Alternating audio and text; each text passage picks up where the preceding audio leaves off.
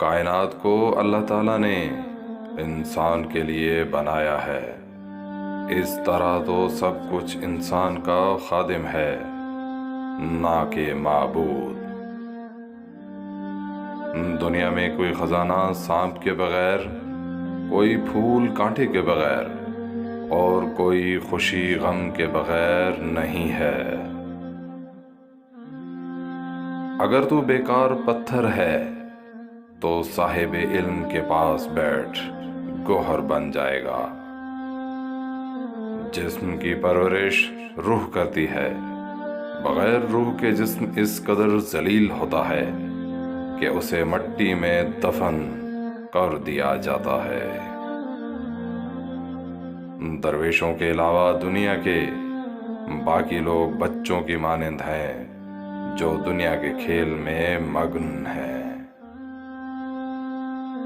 دانائی کا تعلق بالوں کی سفیدی سے نہیں، عقل اور تجربے سے ہے۔ دل سیاہ ہو تو داڑھی کے سفید بالوں کی کیا وقت۔ اگر میرا علم مجھے انسان سے محبت کرنا نہیں سکھاتا تو ایک جاہل مجھ سے 1000 درجے بہتر ہے۔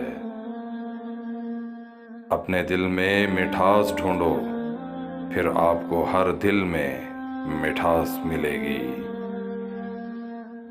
اپنے دل کو اس وقت تک توڑتے رہو جب تک کہ یہ کھل نہ جائے۔ کل میں ہوشیار تھا، دنیا بدلنا چاہتا تھا، آج میں سمجھدار ہوں، خود کو بدل رہا ہوں۔ ماں باپ کے ساتھ آپ کا سلوک ایسی کہانی ہے جو لکھتے آپ ہیں، لیکن آپ کی اولاد آپ کو پڑھ کر سناتی ہے۔ جس شخص نے زندگی میں سرکار دو عالم حضرت محمد صلی اللہ علیہ وآلہ وسلم سے عشق نہیں کیا، اس نے خود کو زندہ ہی جہنم میں ڈال دیا۔ جب بیمار کی قضا آتی ہے تو طبیب بے وقوف ہو جاتا ہے۔